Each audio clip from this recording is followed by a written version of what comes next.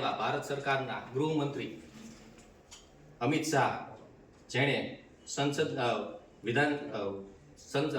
સભાની અંદર એને એવું કીધું કે ભાઈ अभी एक फैशन हो गया है आंबेडकर आंबेडकर आंबेडकर इतना नाम अगर भगवान का लेते तो 7 जन्मों तक स्वर्ग मिल जाता।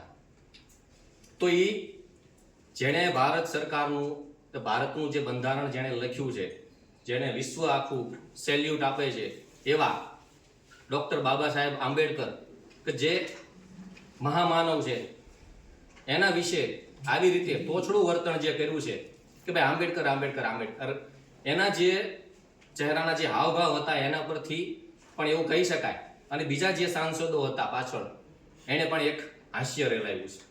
આ એક બહુ ગંભીર બાબત છે।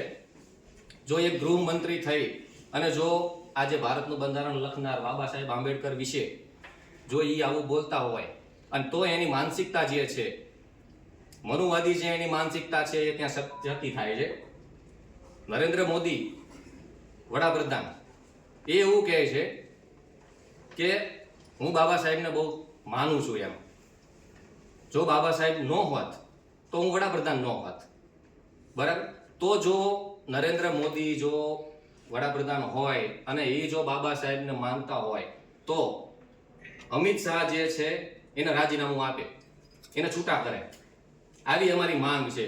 અને આ અમે જે આવેદન પત્ર આપીએ છીએ એ સ્વયં સૈનિક દળ SSD ના માધ્યમથી આખા ગુજરાતની અંદર 33 જિલ્લાઓની અંદર આવેદન પત્ર અપાય છે। એટલે આની ગંભીર નોંધ જે છે એ લેવી જોઈએ છે સરકારે, અને જો આની ગંભીર નોંધ નહીં લેવાય ને એનું જો રાજીનામું નહીં લે સરકાર તો આખા ભારતની અંદર સ્વયં સૈનિક દળ અને સમગ્ર અનુસૂચિત જાતિ, SC ST OBC અને 80% માઇનોરિટી એટલે કે 85% જે વસ્તી છે આખા ભારતની અંદર એ આંદોલન કરશે એવી અમે ચીમકી આપીએ છીએ। અને આનો જે વિરોધ છે જે આખા ભારતની અંદર થવાનો છે અને એનું જે કાંઈ પરિણામ આવશે, આંદોલન જે છે અને એનું જે કાંઈ પરિણામ આવશે એનું જે એની જવાબદારી જે છે એ સરકારની રહેશે। કોઈ પણ એવા જે બનાવો બનશે તો એની જવાબદારી સમગ્ર આ જે સરકાર છે એની રહેશે।